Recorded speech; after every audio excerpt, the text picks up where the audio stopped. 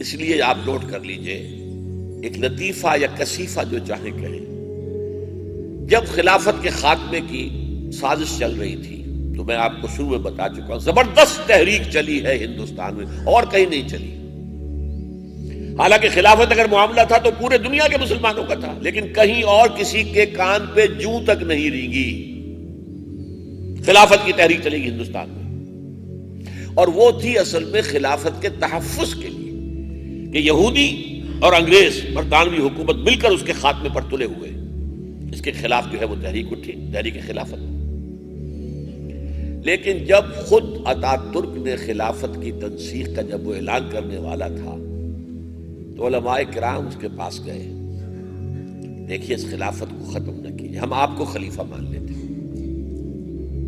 اس نے ایک سوال کیا، اگر آپ مجھے خلیفۃ المسلمین مانتے ہیں مسلمانوں کے، تو یہ جو بادشاہ ہیں مسلمانوں کی، یہ میرا حکم مانیں گے؟ نہیں نہیں، حکم تو نہیں مانیں گے۔ تو پھر لے جاؤ اپنی خلافت، مجھے اس خلافت سے کوئی دلچسپی نہیں۔ چنانچہ واقعہ یہ تھا، بنو عباس کے ساتھ ہی عالم اسلام دو حصوں میں منقسم ہو گیا۔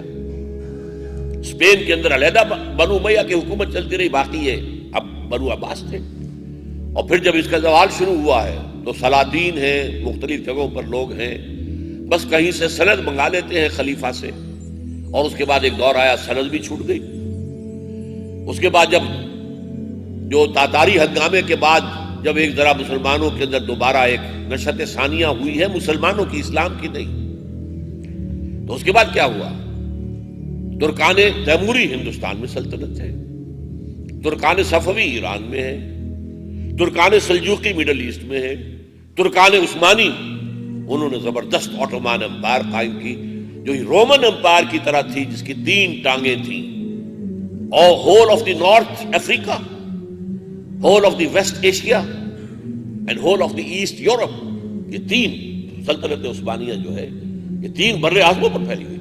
لیکن نوٹ کر لیجئے کہ یہ در حقیقت خلافت نہیں تھی، ملوکیت تھی، جس کے لیے دلیل جو میں نے حدیث آپ کو سنائی ہے۔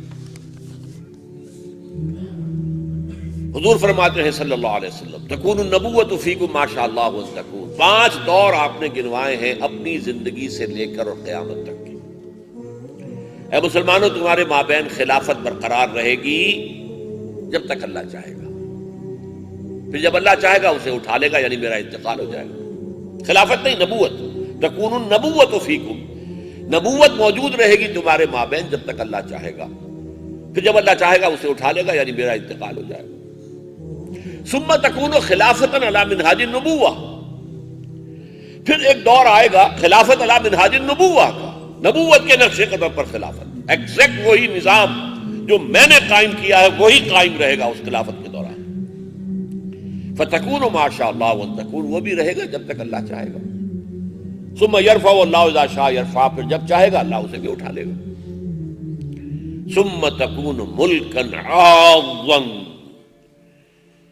پھر کاٹ کھانے والی ملوکیت کا دور آئے گا، خلافت کا لفظ نہیں، وہ کاٹ کھانے والی ملوکیت جس میں حادثہ کربلا ہوا ہے، سانحہ کربلا ہوا ہے، واقعہ ہررا ہوا ہے۔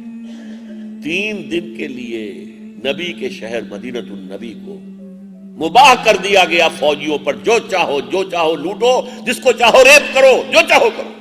مدینۃ النبی 3 دن رات، سینکڑوں جو تابعین تھے انہیں حجاج بن یوسف نے شہید کیا، سینکڑوں۔ اب ملوکیت کو چونکہ سب سے بڑا خطرہ یہ ہوتا ہے کہ کوئی اور شخص پاپولر نہ اٹھ کھڑا ہو ہمارے مقابلے میں، تو محمد بن قاسم کی چونکہ مورتیاں بن گئی تھیں سندھ کے اندر اور اسے پوجا جا رہا تھا، در جوانی توبہ کردن شیوہ پیغمبری، لہذا ان کا تو اوتار ہے، یہ خدا کا اوتار ہے، ایشور کا اوتار ہے، اس کی مورتیاں بنا کے پوجنی شروع کر دی، لہذا بلا لیا گیا واپس۔ He can be a potential threat, اسے لا کے شہید کر دیا گیا۔ تو یہ کاٹ کھانے والی ملوکیت کا دور تھا۔ فرمایا فتکون ما شاء اللہ وتکون، یہ بھی رہے گی جب تک اللہ چاہے گا۔ ثم یرفع اللہ اذا شاء یرفع، پھر جب اللہ چاہے گا اس دور کو بھی اٹھا لے گا۔ پھر چوتھا دور آئے گا، ثم تکون ملکا جبریا، پھر مجبوری اور غلامی والی ملوکیت کا دور آئے گا. میں نہیں سمجھتا کہ اس وقت صحابہ نے اس سے کیا مفہوم لیا ہوگا. آئی کانٹ سے یہ دو طرح کی ملوکیت کیا ہوئی. لیکن آج معلوم ہے ہمیں یہ ملوکیت تھی غیروں کی ملوکیت. ہم غلام ہو گئے، انگریزوں کے غلام، ملکہ وکٹوریہ کے غلام. اور جو قصیدے ہمارے ہاں کہے گئے پھر ملکہ وکٹوریہ کے لیے، کبھی آپ یاد کریں سب سے بڑا قصیدہ خواں جو ہے وہ غلام احمد قادیانی تھا. جو قصیدے لکھے اس نے تعریف میں، مدح میں، حمد میں، شکر میں، وہ ہم مجبور بھی غلام بھی ہو. پہلے کم سے کم مسلمان تو تھے بادشاہ، ان میں برے تھے تو اچھے بھی تو تھے نا.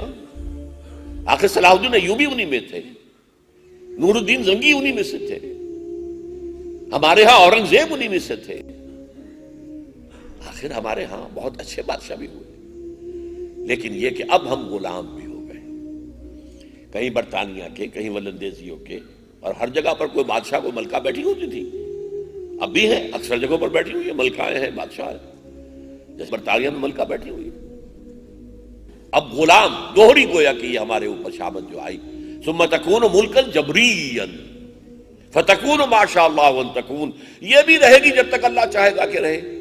ثم یرفع اللہ اذا شاء یرفع، پھر اس کو بھی اٹھا لے گا اللہ جب چاہے گا. اب پانچواں دور ہے ثم تکون خلافۃ علی منہاج النبوہ. پھر ایک دور آئے گا خلافت علی منہاج النبوہ کا. اب نوٹ کیا آپ نے، حضور کے بعد پہلا دور خلافت علی منہاج النبوہ، جسے ہم خلافت راشدہ بھی کہتے ہیں. اور دوسرا دور آئے گا ثم سکت النبی صلی اللہ علیہ وسلم. اس کے بعد حضور نے خاموشی اختیار کی. اس کے بعد قیامت ہے، قیامت کے قریب جا کر یہ خلافت جو ہے قائم ہوگی. اس کے بارے میں میرا تیسرا لیکچر ہے جو تفصیل سے میں بات کروں گا. اس وقت صرف اس حدیث میں بتانا تھا کہ خلافت، دو خلافتوں کے درمیان دو ملوکیتیں ہیں. پہلی خلافت علی منہاج النبوہ، خلافت راشدہ جو دور نبوت کا ضمیمہ تھی. دوسری خلافت علی منہاج النبوہ جو ابھی آئے گی، قیامت سے قبل آئے گی، اور اس کا گویا کہ حضور کی طرف سے ہمیں اس کی خوشخبری مل گئی ہے. تو یہ جو خلافت تھی، جو میں نے کہا آپ کو درمیانی خلافت، یہ خلافت جو ہے خلافت نہیں تھی، نام نہاد خلافت تھی.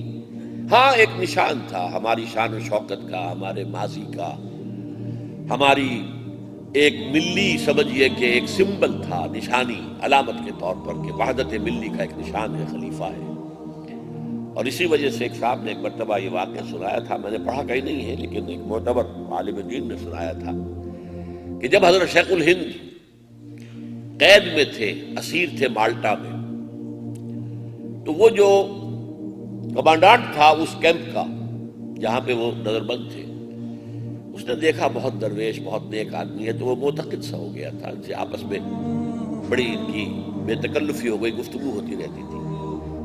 اور یہ زمانہ وہ تھا 1917، 18، 19، جبکہ وہ خلافت کے خلاف سازشیں ہو رہی تھی اور ہندوستان میں خلافت کی تحریک شروع ہو رہی تھی.